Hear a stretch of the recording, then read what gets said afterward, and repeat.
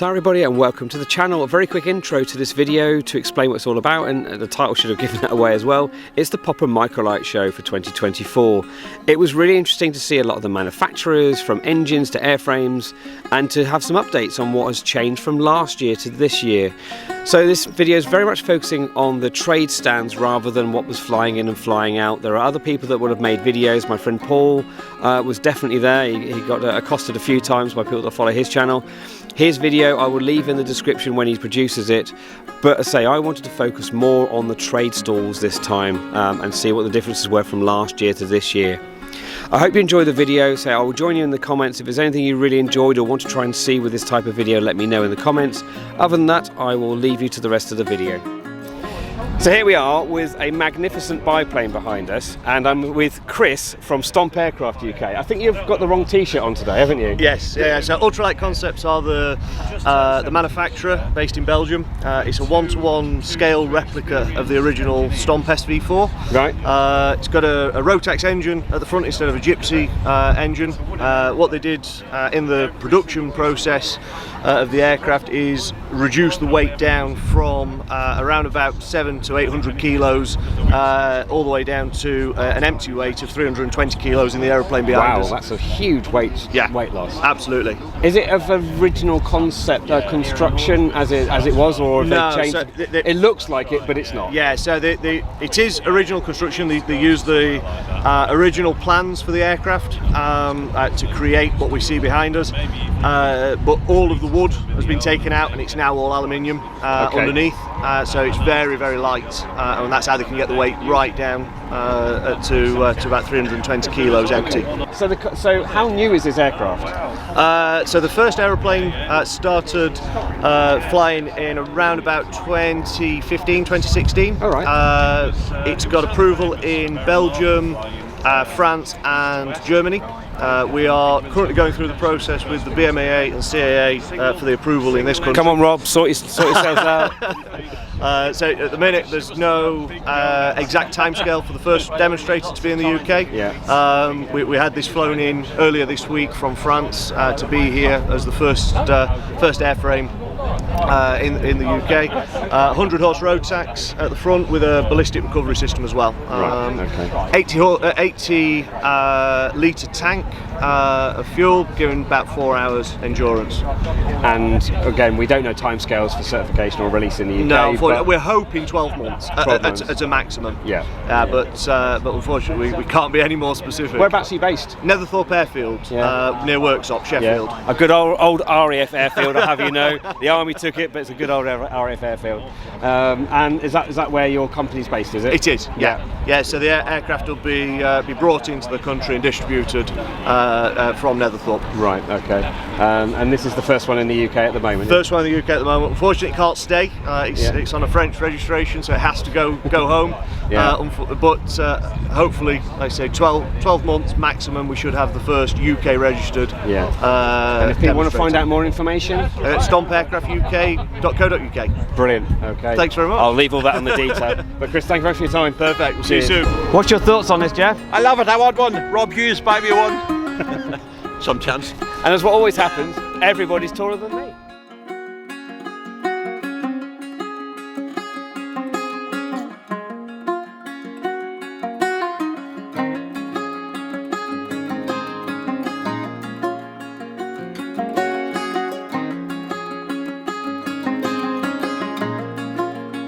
So rather than last year, Rob gave me a load of grief and abused me, and then I chatted to John. I thought I'd get them both at the same time. Just so we can give you more abuse. Oh, I didn't think about that.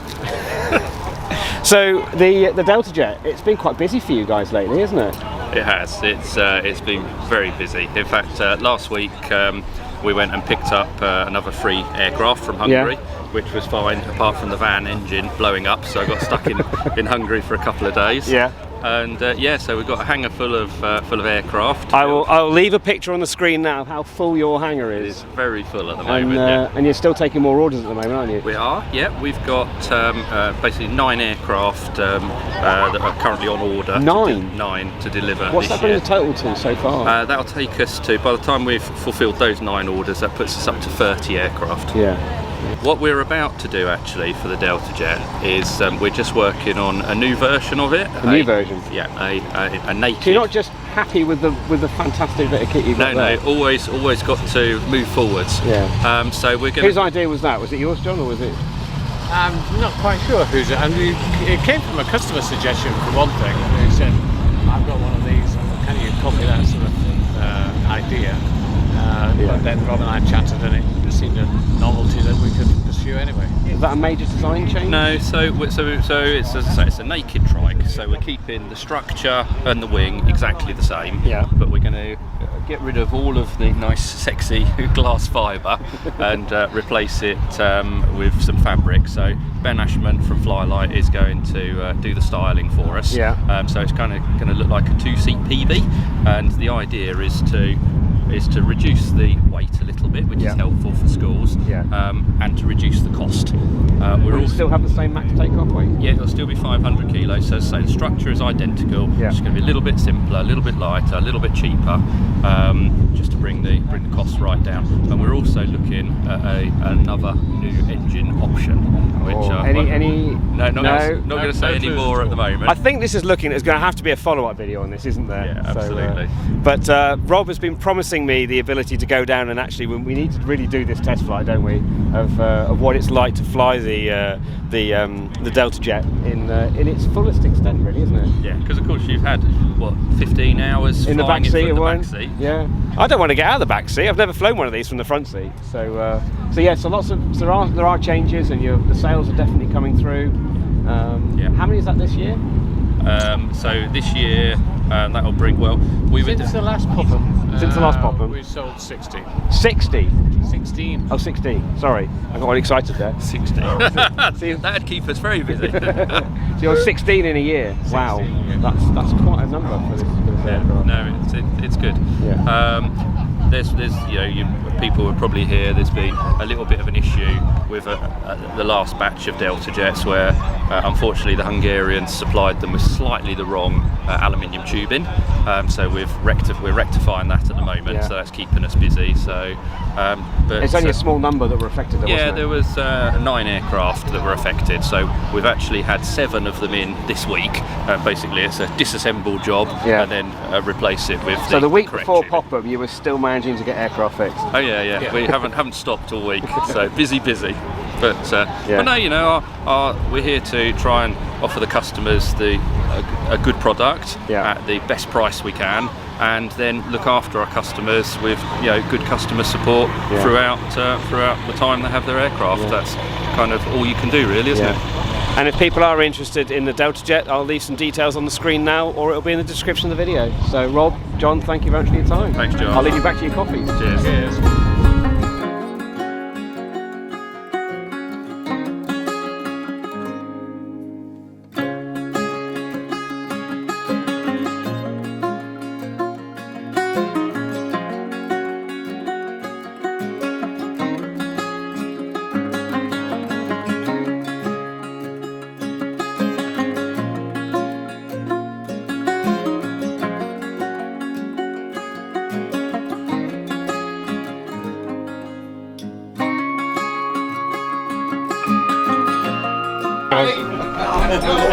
So the people that actually make this work are the marshals. Morning!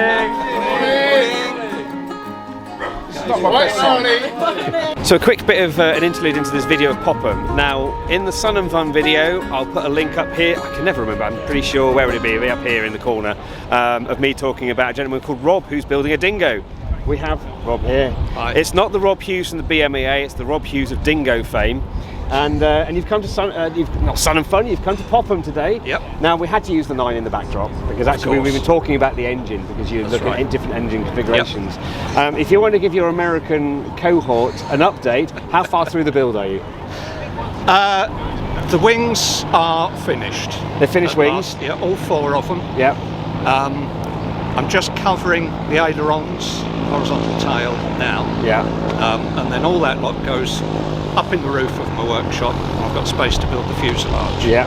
And so I'll be on with that in about 10 days' time. Has this challenge been a little bit more of an impetus to get you building again, has it? Oh yes, yeah, very much so. Once the Americans say, crack on. Yeah, challenge on. That's it. Yeah. Are you enjoying the build of the Dingo at the moment? I am. Yeah. It's fascinating. I've never built an aircraft before. For those that aren't sure, although those who haven't seen the Sun and Fun video, I'll leave a little bit of video montage on the screen about what the Dingo is, and say hopefully you've enjoyed that. But yeah, are you enjoying the build? Thoroughly enjoying it. Yeah. Are you an engineer by background? Do you have to be an engineer to build it? You don't. You definitely don't. No. I did engineering at university, but that was an awful lot of years ago. Yeah. And I've not worked in it or anything. I've built odd things like a beach buggy, stuff like that. Yeah. But an aircraft is something a bit different. Yeah. But the guys. What do you normally fly at the moment? C-42. Yeah. So a C-42 to a Dingo is a bit of a change. It is a bit tail different. dragger. It is a bit different. Yeah. I've done my tower conversion, but putting the Dingo together, the guys who designed it, they've made it deliberately easy. Yeah. It's pop riveted aluminium, and importantly, all the holes are already there. Yeah. And they actually line up. So you basically got to take the right parts, pop rivet them together. So are you a master of pop riveting now? Well, I've shot about 5,000 to 6,000 rivets. Blimey. And I'm very glad I've got a decent cord. You got an air gun? Or? I got a cordless one. You got a cordless one? Milwaukee cordless one, and it's a marvellous little tool. Yeah. But I wouldn't want to have done all those by hand, that's for sure. Do you think it'll be ready this year? I'm hoping it will be ready for test flying towards the end of the season. Yeah, and apparently a mutual friend of ours, Ian, is going to come and help you test fly it, I believe. He's interested. Yes, certainly. Yeah. Had to get you in there, Ian. Sorry, so it's a small world, isn't it? Within the Microlight very world? much so. I think we'll be chatting in the future, and we'll try and meet up and give an update on what the Dingo's all about. Oh, definitely. So, and then hopefully I'll have something to actually show you. Yeah. Maybe even have it here next year. That would be good. Brilliant. Yeah, it'd be great to see it here next year. Yeah. But Rob and I are going to chat more about the 9 and 9 engines. I think it's more what we're chatting about. The engines that they put on the 9s would be absolutely perfect for the Dingo. Yeah. So it's a case of deciding which one to go for. Yeah. Which is one of the reasons I'm here on this stand now. Well, thank you for taking the time to chat to us today. And you best get home and get Dingo building. Yep. So guys, he's on the case. He's on the case.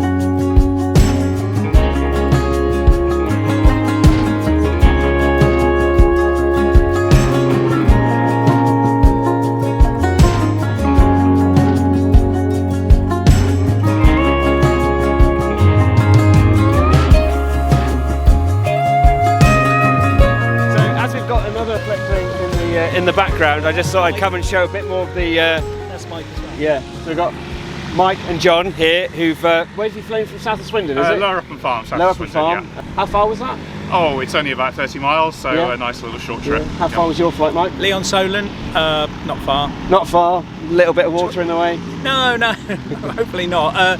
20 minutes. From here. Oh right. Oh yes, So it's South Coast, isn't it? South Coast, yeah. Well, good job we've got SkyDemon, isn't it? And everyone everything goes. So, but we're going to fly in this morning. Lovely. Were you both flying this morning? I flew in early. Flew in early. Yeah, just arrived literally about 5 minutes ago. Cloud base was about 2,000 feet, so I got above the clouds at one point, and then got a bit panicky, and then saw a gap and went below for the rest of the journey. But it's nice conditions, lovely day. Yeah, I think it's great to see so many flex wings here today already. Yeah. I think at the moment you're probably outnumbering the fixed wings. At the moment, at this point in the day, the flex wings are outnumbering the fixed wings.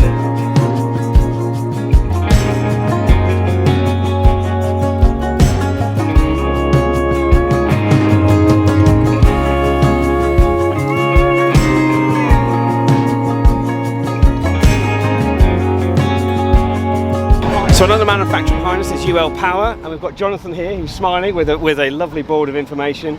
And in addition to that, we've also got Paul who built this lovely aircraft behind us. So UL Power, tell us a little bit about UL Power. UL Power is an engine based around the need for aviation. Around about 2002, there was a company in Belgium approached to fix a problem on another engine. And rather than fix the problem, they designed a new engine. The engineer, he was working on Audi rally cars, and he was like, aircraft engines need to be easily built, easily maintained, easily repaired, easily operated.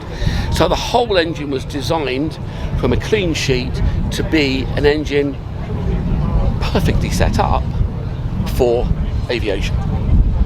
It was made to be light, efficient, easy to run, running cool, all those things.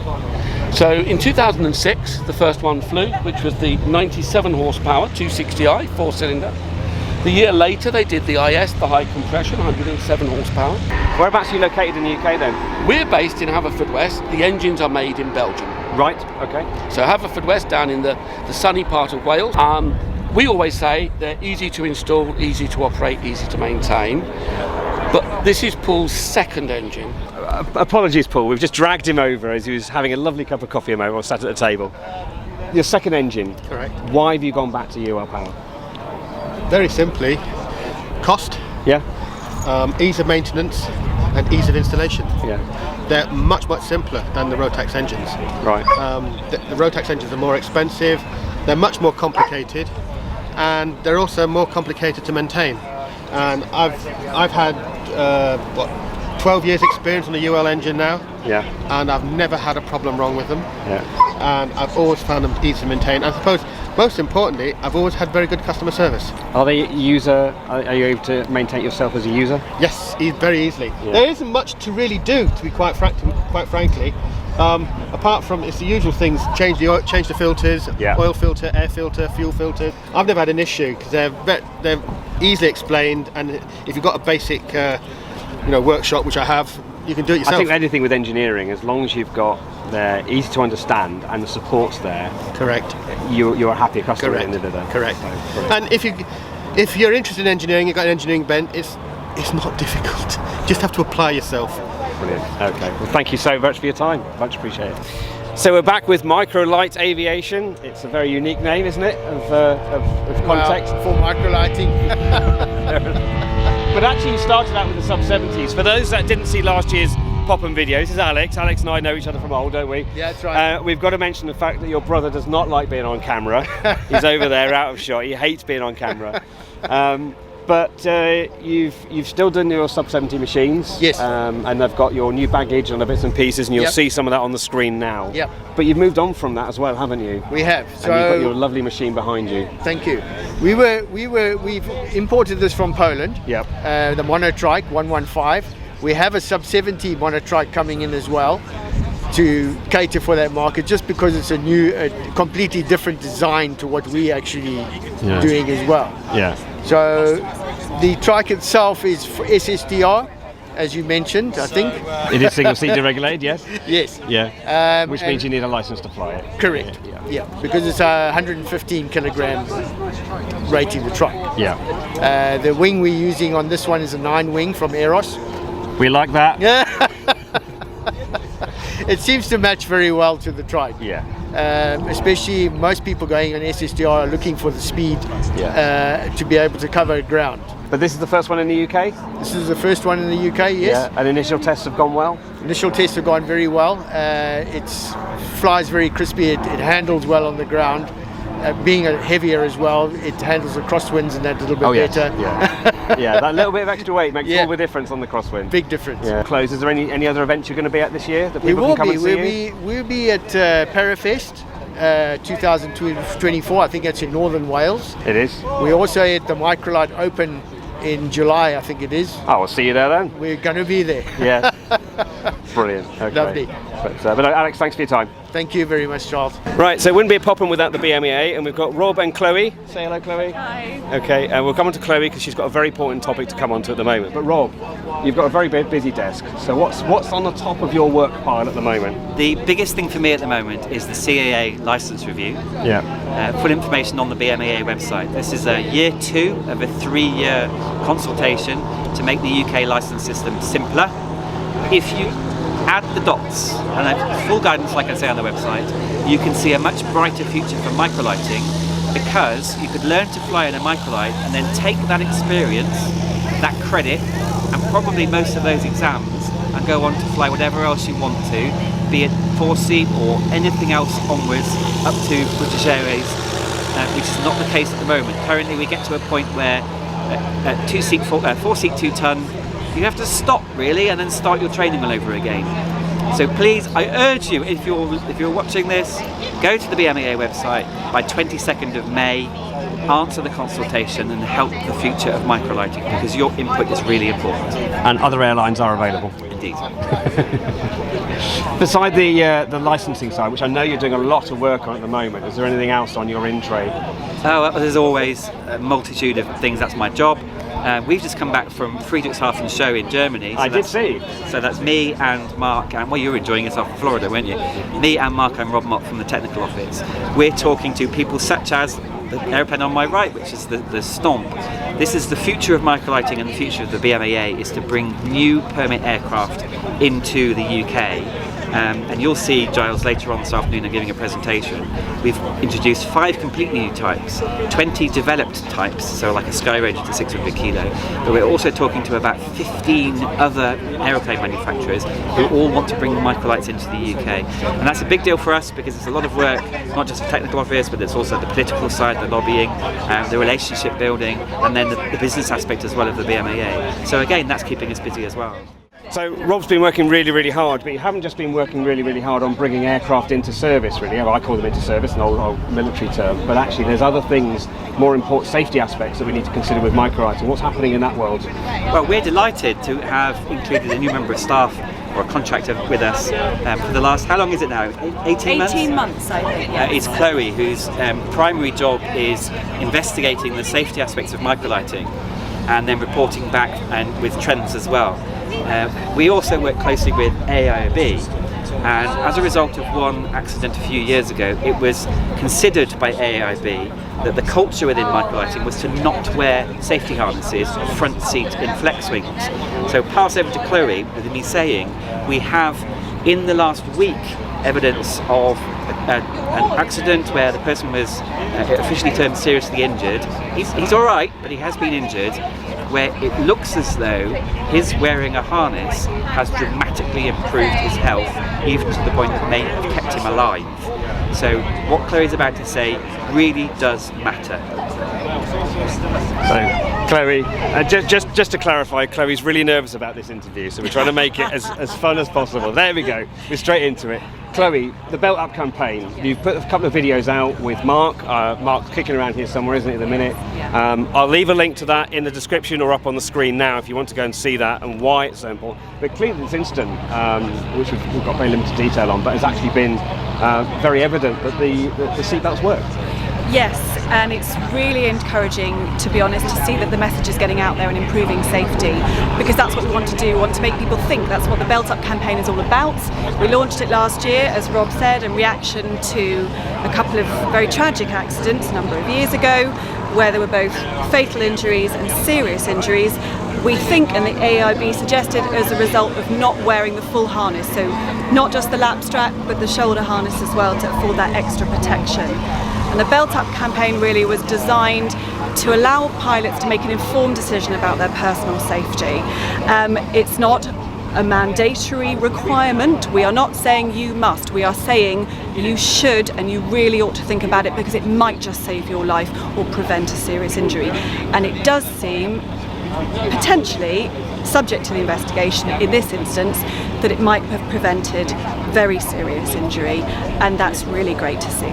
This interview with Rob and Chloe to a close, but if you're not a member of the BMAA, I don't need to be a member of the BMAA, but I actually choose to be a member of the BMAA because I know the hard work that they put in the background.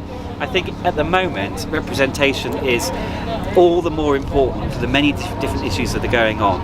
If you fly a microlight, it's probably thanks to the work of the BMAA, my predecessor in particular, Jeff Whale.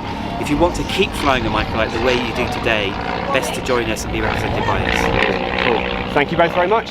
So I've got to remember that this gentleman is significantly taller than me, so I'm going to have to try and stand behind the camera in a minute. But those that have seen last year's Popham visit, welcome again, Paul.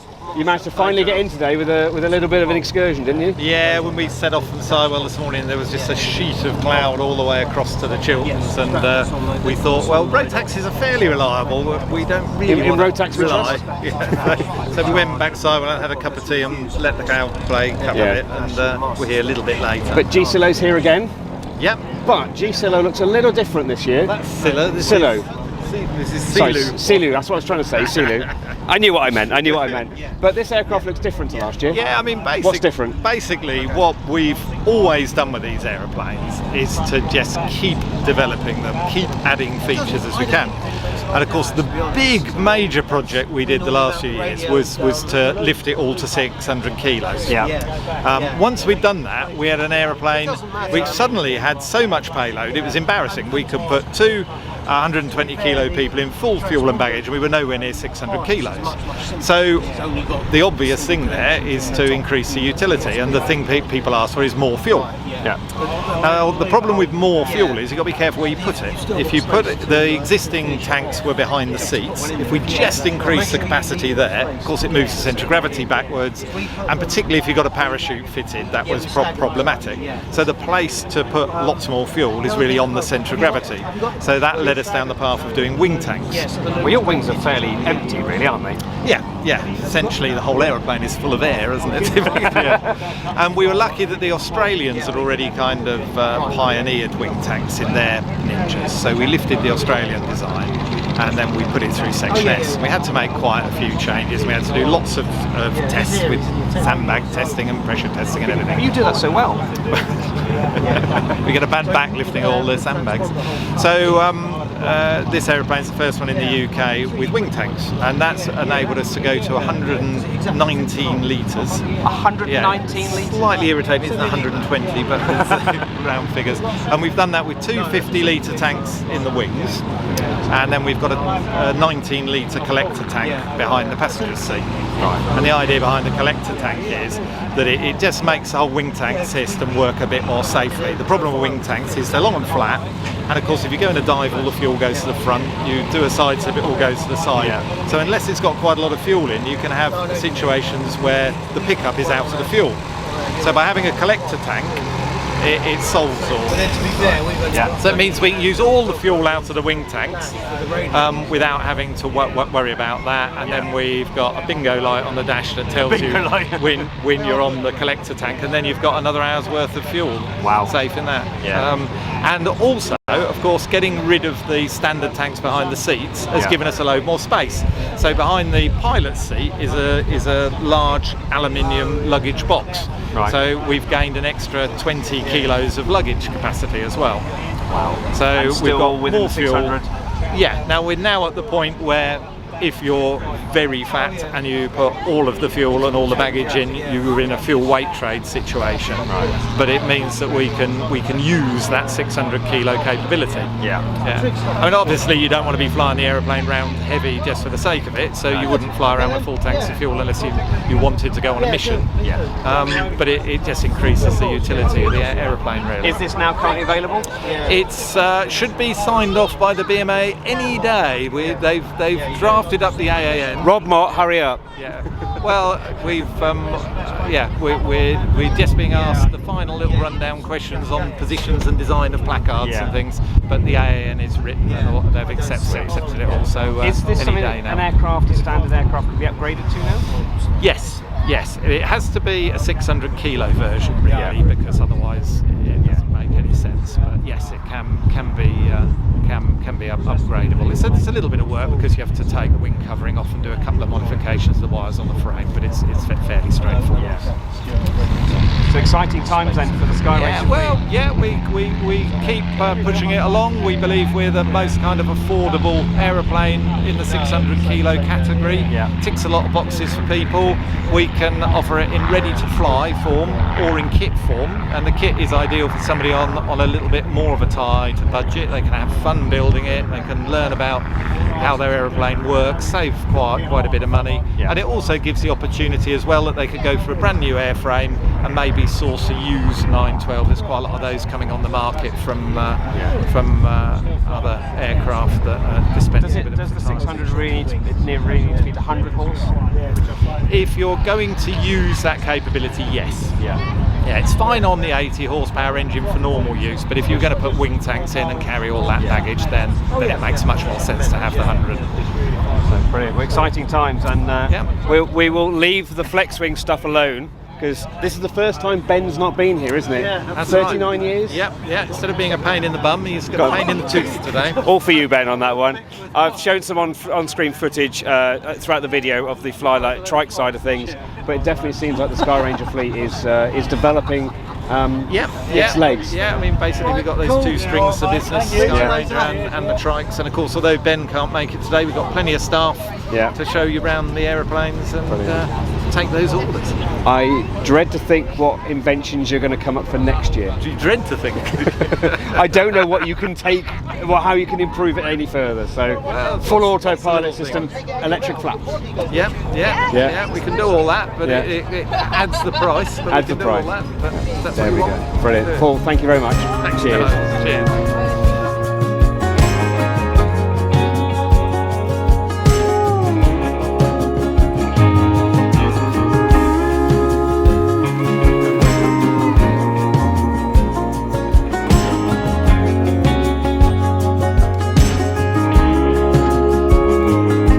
Last year I put a little clip of this gentleman in the background, and I thought it was actually worthwhile coming to chat to you because, as we know, aircraft are getting a little bit more expensive, and not just a little bit. Just a little bit. So, because you do own a couple of aircraft, don't you? Yes, I do. They are going. Seem to be going up in value. Yeah. Good investment though at the moment. Exactly that. But if you're not in a syndicate and you want to buy an aircraft, I'm going to use the word finance is the obviously word behind it. But how does it actually work now? It works very similarly to car finance in the respect that we can do over a fixed period with or without a balloon payment. You can put down as little as 10% deposit up to whatever you like, so it's very flexible. And on top of that, it's secured against the aircraft itself as opposed to your first line of credit or in unsecured borrowing, things that lenders don't particularly like to see. So it does work quite well, and we can put, like I say, we can put balloon payments on there, so we can bring repayments down, and all that relies upon the residual value of the aircraft, because as we know, the prices of everything are just going up at the moment. So, is it GA or Microlights or the whole range of aviation? So we can do anything from a 9 all the way up to a big twin jet, that kind of thing. But generally speaking, I tend to do a lot of GA aircraft, things like Pipers, Cessnas, twin Senecas, things like that. And not so many microlights, because I think the awareness is there, to be honest, which is why I'm here, just to raise a bit of awareness. But also with the 600 kg types coming through, and obviously they are a lot more expensive than traditional microlights have been, along with the traditional types going up in value. So finance can be a good option for people to make their dream purchase without having to outlay all the cash up front. So that's what we do. And if you hadn't recognised Nick, he does have even though he's got his Ray-Ban shades on at the moment. I still hide the dark rings from being up so early. 5 o'clock this morning I got up. Yeah, and you've got to go back tomorrow as well, haven't you? And we're back tomorrow. Yeah. And you have got a YouTube channel. I do. And I'll put the link on that on the screen now. And I've got my YouTube star. And we've got the YouTube star here with Ray-Bans on as well. And if you haven't seen that video, I will leave a link up here, or a little slip it on the screen right now. So, but Nick, thanks so much for that. It's a pleasure. All right. Nice to see you. And we need to get you in a flex wing. I'd love to. Cool. I'd really like that. Cool. Enjoy the rest of the show. Thank you. See you later. So this is pretty much wrapping up Popham, but I couldn't wrap up Popham without chatting with Dan. Now, 2 years ago, we stood over there. We did. And that was the beginning of a journey for you, wasn't it? It was. I hadn't even started the journey then. Yeah. I don't think. But I've gone a bit further now, haven't I? You have. So what's happened in the last 2 years? What happened is something that I pretty much knew would happen. It was an expensive moment coming to Popham last time. I hold no responsibility It's for that. all your fault, It's Giles. not my fault. It's all yours. It's got to be someone's fault. It might as well be yours. That's good. Now I now own a PeaBee, or an Adam. Yeah. And I'm just about solo in my MPPL. So I've come a hell of a long way in those 2 years. And a few more exams to go. And then a few more exams to go. I've got 2 exams out of the way, 3 to do, and yeah, we're getting there. You've gone from initially just doing sub 70 to then going sod it, I'll just go and do the full Let's lot. do the whole thing. Yeah. And the plan is to stick a reg on it, do SSDR. And So you're at Shobden now, aren't you? I'm at Shobden now, Yeah. much as I would have I might loved be to flying have into stayed at Shobden. If I need fuel, I'll definitely speak to Dan. I was a bit gutted to leave Darley-Moor. I still think of Darley-Moor as the hub for this kind of thing, and one of the major hubs. And it's a cracking team up there. I can't, you know, they're all fantastic. But it just wasn't going to work for me. It was too difficult to make the distance. The trips were too infrequent. It was going to end up taking me twice as long, costing twice as much. You're nearly there. I'm nearly there.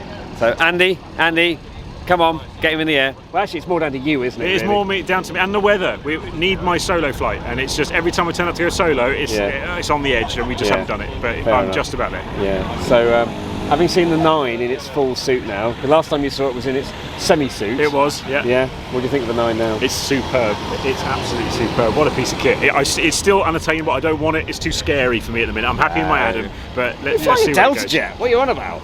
I do fly a Delta Jet, Yeah. but that still scares me. It's still a pocket rocket, isn't it? Yeah. You know. Yeah. But no, I wanted to make this video with Dan. We've chatted about it before we came down here. But it's more the fact that in 2 years you've gone from dreaming about it, buying a machine, starting your journey, and now it's coming together. We're coming together. Yeah, And it's still as exciting as So if ever. we do this next year, let's not even consider where we're going to be. No. But you will be flying. I'll be flying in.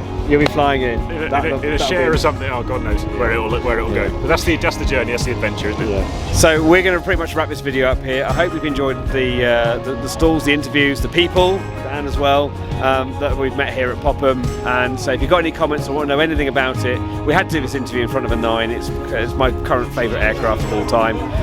But as I say, we'll wrap this video up here. And until next time, everybody, fly safe.